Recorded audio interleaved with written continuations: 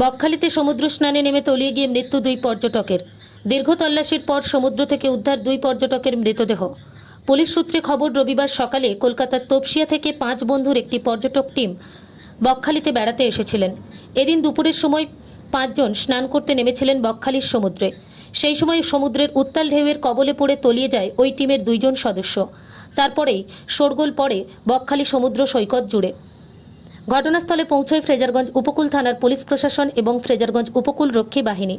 ফ্রেজারগঞ্জ উপকূল রক্ষী বাহিনী এবং ফ্রেজারগঞ্জ থানার যৌথ উদ্যোগে বেশ কিছু সময় উপকূল রক্ষী বাহিনীর ওভারক্রাফট এবং ফ্রেজারগঞ্জ উপকূল থানার এফআইবি বোট নিয়ে তল্লাশির পর বকখালি সমুদ্র থেকে উদ্ধার হয় নিখোঁজ 2 পর্যটকের দেহ।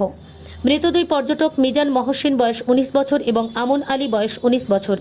ইতিমধ্যেই মৃতদের পরিবারে খবর দেওয়া হয়েছে। ঘটনায় রীতিমতো চাঞ্চল্য ছড়িয়েছে বকখালি পর্যটন কেন্দ্র জুড়ে। বকখালি থেকে রবীন্দ্রনাথ পড়ুয়ার report, Sundarban green news. Sundarban green নিউজের সমস্ত খবর সবার আগে পেতে আমাদের চ্যানেলটিকে সাবস্ক্রাইব করুন এবং পাশে থাকা নোটিফিকেশনের বেল আইকনটি বাজিয়ে দিন।